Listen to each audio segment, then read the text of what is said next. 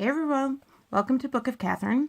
I'm an insider in I just have a bunch of influential friends, and they're in a whole bunch of different industries, so they all kind of cross over and know one another and that sort of thing. So, and what I do is I'm pretty disabled and sick, and so I sit at home all day and research and everything. And then at night, I talk to everyone and I check things out and get the real story.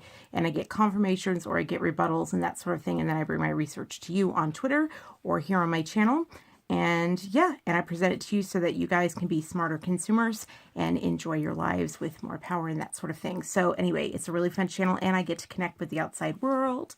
It's wonderful. And yeah, it's really fun to be back with you today. So for Insider Movies. So we're doing Insider Movies 17. And what we're going to do today is actually discuss Oscars, Oscars 2018. So I think it's really important. And I'm going to give you the inside scoop on that and talk to you about it, especially considering some of the research that I've put out lately with what's been going on, like the 1996 document that I put out. So let's talk about the Oscars 2018. So for me personally, it was the first like Oscars where I was like, I actually am not going to watch any of the movies that were out. Actually, they actually convinced me not to watch movies. It's the first Oscars that's done that. Like, I was like, literally, we got some emergency calls to watch movies. And I was like, I will not be playing those movies because of... If you don't know about the emergency calls and stuff like that, I think my Insider Movie 7 has the best description of our group that I have of insiders in the movie industry while we all watch the movies together, all of us. So, yeah, so anyway, you can watch that and that explains it a bit more. But anyway, so it was so funny because everybody was like, well, let's at least watch the trailers. Because I was like, I won't watch it. And that's never happened before. I've never actually refused to watch movies based on it. But there are things like a theme of, Hollywood pushing pedophilia, having an older man with a younger man who's underage. And I was thinking about it, like Dirty Dancing was a big movie back when we weren't aware of anything, but Hollywood didn't give it an Oscar. It didn't give it an Oscar. It didn't pull it out and say, this is our best. Like, this is what you should be watching. And didn't say, we make this just to piss off our politicians and everyone who voted for them. They didn't hold it on a pedestal and say, this is the way things should be. That's a very big difference. That's actually pushing saying that, this sort of way of life is the way things should be. This is where we should be going. They're saying they're leading. And they actually came out, and the people that they sent out afterwards, the kind of PR team that they sent outwards, they said, this is how a movement starts. This is starting a movement. Hollywood's being real. We're starting a movement. And they're being clear about it, like the Ruth Bader Ginsburg, who says the age of consent, the Supreme Court justice that the Clintons put on the Supreme Court, they said that she says that the age of consent should be the age of 12. So it is just making that pedophilia more normalized. And we can understand why that is, because that we know where that's coming from with the research that I've just put out about how around the world, even though the laws are against it, that they are marrying young girls as young as the age of 8 to from 8 to 12 in order to enslave them. And then, of course, they lose their education. They're not equal and they're enslaved and everything like that. And of course, there's all these other things going on. And the thing is that the Western civilization was the first one to give the women the right to vote, that said women were equal to men. And suffragists had to fight really, really hard to ever make that happen. And it's, we're pushing the way, we're the first ones to say that the age of consent is this way and to sort of protect children. And now Hollywood's like leading the way, starting a movement to go in the opposite direction. And those sorts of things. So I was just like, I'm not standing behind it. Like it made me not want to watch the movies. And not only that, but the other movies had this sort of theme. And of course they were hit a Like last year was a 9-year low for them in ratings. And then this year the ratings came out, and I'm so glad there was one place I know of that actually reported it correctly, because I already knew the numbers from behind the scenes. I had asked for the numbers, and I heard that they were down 20% from the year below. And I found a place that actually reported that. And it was on Fox, by the way. It was like the Laura Ingraham show that actually, I couldn't believe it. I was like, someone reported the real numbers, because others have been saying like 16 points and stuff like that. It was 20, it was more than 20 points below the year before. So I wanted to explain sort of what that is and what's going on there and the inside scoop on all of that. So that's my personal thing. Like, I was just like, it's the first time. You guys know how much I love the movies. And I was like, wow, the Oscars actually made me boycott movies. That's never happened before. I can not be happy with what they're nominating, but to make me not want to watch the movies, that's a new one. And so now moving on from where I'm at on it, let's talk about the behind the scenes and the scoop. And is this really how Hollywood feels, and what's their goal, and why would they be hurting themselves and somewhat seeming to shoot themselves in the foot? What's the whole thing going on with that? So basically, let's get a few things straight. The first thing that I learned when I started meeting, not meeting, actually, I didn't talk politics for a long time, actually. The first time I started talking politics with my friends, and I didn't start talking politics with them because I assumed all of their politics. I assumed that I knew all of their politics. I assumed that I knew all of their politics. And I found out that a lot of their politics, I couldn't believe it, but I found out a stunning amount of them were actually conservative. I was shocked. A stunning amount of my celebrity friends were conservative, and I was shocked by that. I was not prepared for that. And I was like, but there's this out there, and there's this out there, and there's this out there. And they're like, we're required. Like, they're paid. That's an advertisement. It is just like a job. So you may have seen people up there last night saying things, but that is paid. It's just another acting gig. That's the bottom line. And I remember that I went through a swing, because my first instinct was, I can't be your friend anymore because you've lied to me. And of course, this was before politics got really ugly, but before the leftist thing started happening and no free speech and things. But like, and remember, there's a difference between left and liberal. I published that, but you might be too new. Like, I have a lot of liberal friends too. I'm very independent, so I have very much both sides. And I love that about my friends in my community, but I think a lot of Americans are that way. I think a lot of Americans, regardless of what the media tries to tell you, and I've been noticing the tricks that they use to make you think this is the way it is, but what reality is a lot of Americans have friends of all kinds, like liberals and conservatives. Everyone has different, views on the issues, and so they're attracted to all sorts. But then there's the left, and the left is very, very and they're really only the 2%. And it's just, they have very, very excellent strategies. And I'm about to share some of those with you. Excellent strategies to make you think that they're the majority when they are in fact the minority, the vast minority. But they are very well funded, and they are very, very loud. So, and they're very visible. And so it makes us think that we're in the minority, and we're not. Like, independents are certainly, independents who have a lot of different issues, like me. For example, I found a video, and I'll link it below. But I thought Breitbart, just like they all said, I thought Breitbart was this ultra conservative thing. And then I found a video of Andrew Breitbart recently when I said, okay, I'm going to start trying to look at look at where they tell me not to go. So I started looking at conservative, and the first one I looked at was Andrew Breitbart. And for some reason, the very first video I clicked on was an early video of his, early interview. And he actually said, I'm doing it because the conservatives have a voice and the liberals have a voice, but the independents don't have a voice. There is no place for the independent person, the middle ground, to have a voice. There is no independent source of news. And I was like, what? And then it came rushing back to me that in Game of Thrones, we heard that actually there's a huge number of libertarians and liberals that read Breitbart as well, even though the leftists tell us that it's alt-right. And I was like, oh, that explains that number, like that statistic.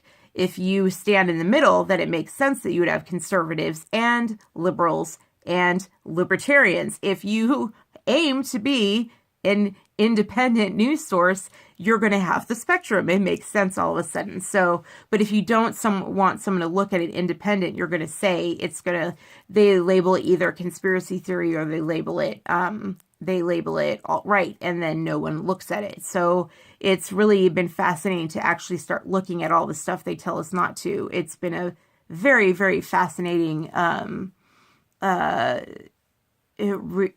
road down that way to see how much research is out there, like how much access to actual statistics and facts and data is out there, how many actual newsworthy stories are out there, like the news that we've been looking for.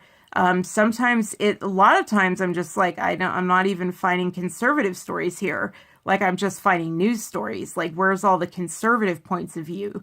Does that make sense? I'm not even finding conservative points of view. I'm just finding real news. And that I'm finding that very, very interesting. There's a lot of independent, Breitbart, and I haven't even been on Breitbart yet. I haven't even been on there. I just found that interview with him, and that's all I have. So far, I haven't been on Breitbart at all. So, but I thought that was really interesting. So, I think I've clicked through for some research or anything, but I haven't backed anything up yet. So, though I guess I should start. But I just, you've seen the stories I've published. I don't think I've published anything with them yet. We'll see. But anyway, back to the Oscars. So just be aware of that it is just a show. Now, why would they put on the show that they did? Why are they aiming for such low numbers?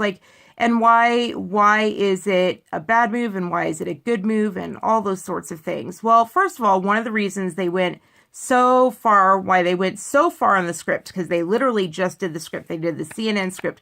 They basically showed you their whole script. They went the whole script. Part of the reason they did that is because they wanted to totally say that, hey, we are totally socially aware, but don't look at the Me Too movement. We want to end the Me Too movement. We want to wipe that off, but we want to completely ignore the Me Too movement.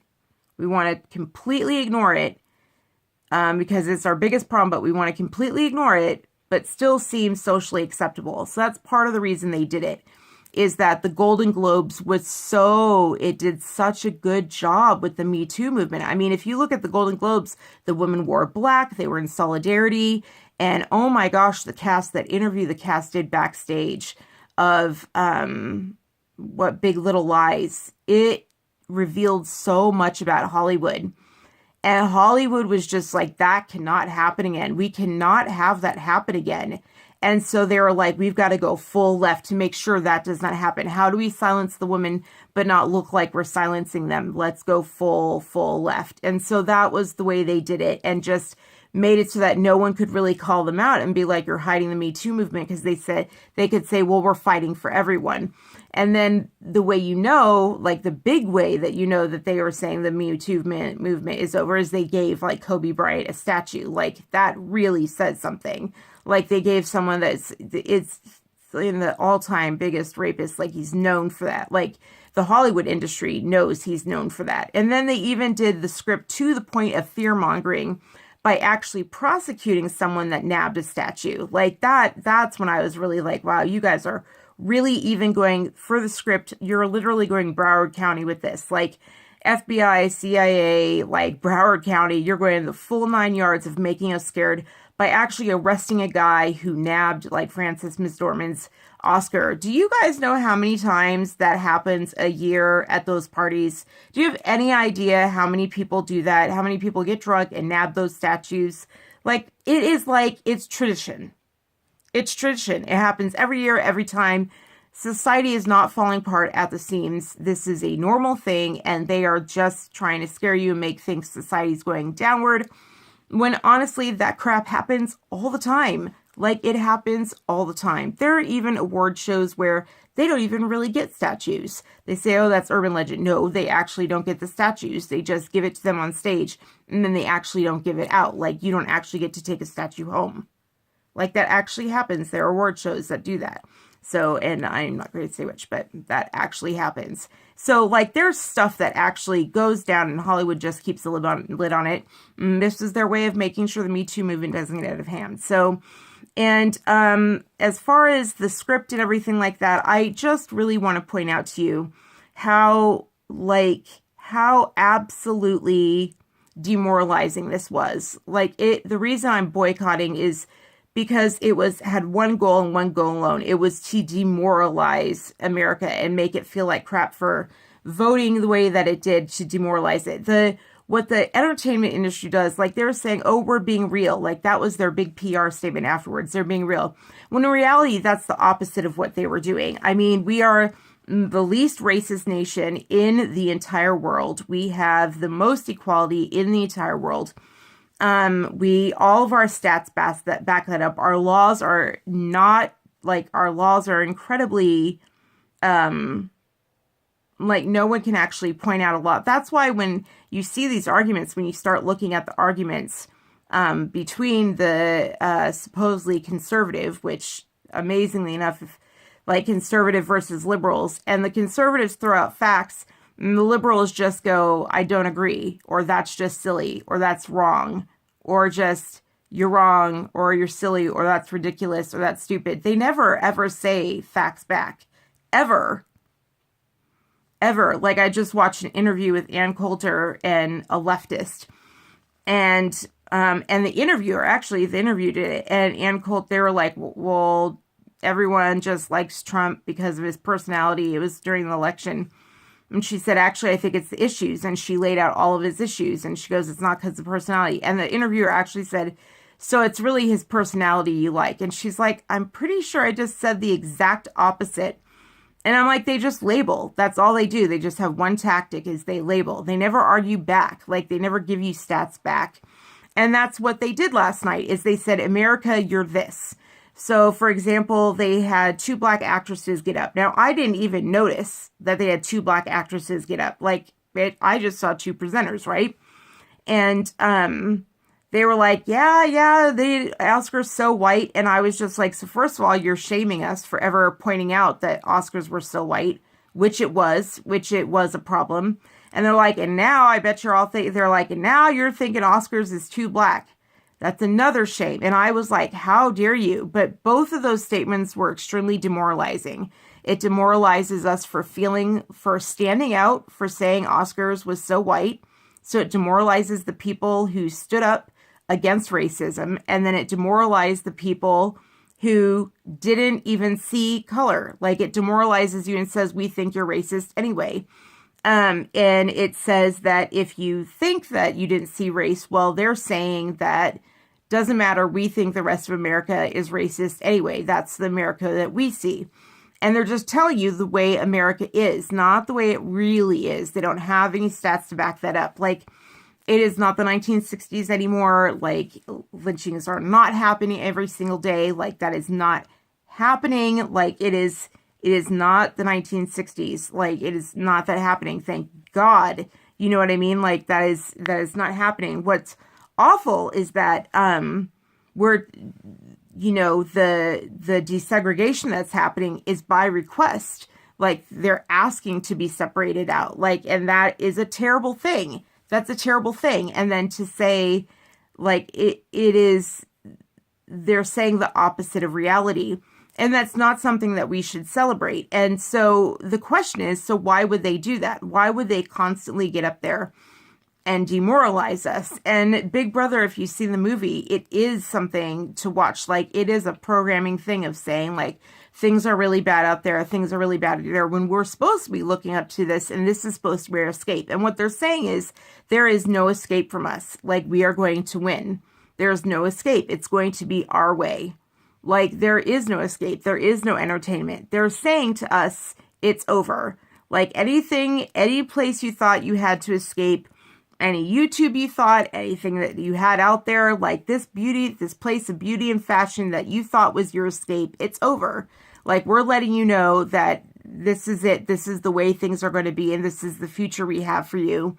And it is incredibly defeating to the American spirit. And that's the goal. I mean, and that really is what propaganda is all about. And so it's just a night of propaganda. Now, propaganda never happens without funding. That's why they can do that. That's why they can do it. And we have to remember that what's funding them is the most heavily funded organization in the world. And so just keep that in perspective and remember that we do have movies from the past that we can rely on, from an age where it wasn't heavily propaganda, from artists that did do good things and good works. So enjoy this weekend, enjoy doing things like Pretty in Pink, and do enjoy things like The Goonies, and things that do not have something shoving it down your throat, and even things from the 50s. And I think we should watch something like My Girl Friday, which was absolutely fantastic. It is a fantastic movie, and it shows you that all the way back then, women had equality. Like, we were a nation of equals, like equality, women and equal. Because remember, like, it's been around for a while. It's not what they are saying. And if anything, that Hollywood Oscars, like, is fighting that idea. And we don't have to. It'll be a good reminder of who this nation really is, and that we really are the majority, and you don't have to believe them. Just remember, when they're fighting that hard, that must mean that, you know, they're scared. Like, no one does that unless they don't work that hard, unless they're scared. You know what I mean? Like, no one does it unless they're that scared. So, but that doesn't mean those is how the celebrities actually feel. Like, it's a paid gig. It's what they have to do. It's just the way things are. And they have to cover up the Me2 movement. The last thing I want to leave you with is a piece of research that I found about the Me2 movement. It really scared the heck out of me. There was, in that same interview with Ann Coulter, she was with that liberal, and he said something very interesting. He said, you know, well, I'm just telling you right now, when Obama was president, we saw all these racist tensions flare. And I was like, well, we know from the Soros leaked emails that all of that was funded. Like, we know all of the racist tension. We know it was all funded by Soros. Like, I know the media never covers it. And even the conservatives are so scared that they don't even cover it. But there were Soros leaked emails. He got hacked. They don't talk about it. That should tell you something. When the media actually covers something, there is a reason for it. Like, the DNC emails, they were not hacked. They were leaked, and there is a reason for it. Notice the DNC emails, nothing was leaked on Hillary. Like, it was a very specifically strategic leak on purpose. Like, it served their purpose. It served their purpose, absolutely, in every way. And if you listen to the people who worked with her, like they said, they were like, she knew to be the underdog. She was the one that announced the Benghazi server. Like, she announced the server emails, like, to be the underdog in the race. Like, their strategy through the whole, if you do your research, you can find out the strategies on every side of things. It's very, very fascinating. So, and anyway, I lost my train of thought. All this research is in my head, and I'm just trying to get it out. There's so much research. Oh, in that interview. And so he said, so I was like, the Soros emails revealed it all to us. We know, like, Ferguson was fully funded. Like, unfortunately, Black Lives Matter was fully funded by Soros, and it made us think that all these racial tensions were high. And we found out, just, you can do the research yourself. But, then he actually said this. The guy actually said, he said, and now watch, with Trump in office, there will be a wave of misogyny. And I was just like, he just said it like he knew it was coming. And he goes, and now, with Trump, there will be a wave of misogyny. And I was just like, and the Me2 movement. You know why that's important? Because I have been sitting around trying to figure out why the heck Harvey Weinstein was sacrificed when they've been sitting on that story for forever. I have been trying to figure out, like, Ronan had the story that blew right open. He has had that story. He had it for more than a year. and MSNBC refused to release it, which would have been when Obama was in office, and they refused to release it. And the press has been sitting on Weinstein for 20 years, and they haven't covered him. And I've been sitting here trying to rack my brain about why. Why Harvey Weinstein? Why now? And why not go after Hillary, who refused to return any of those donations? But they went after Louis C.K., and they went after Matt Damon and cut him out. Like, I don't understand. They were being really, really weird with like who they took out and why, and who they're being really strategic, and it seemed really pre-planned.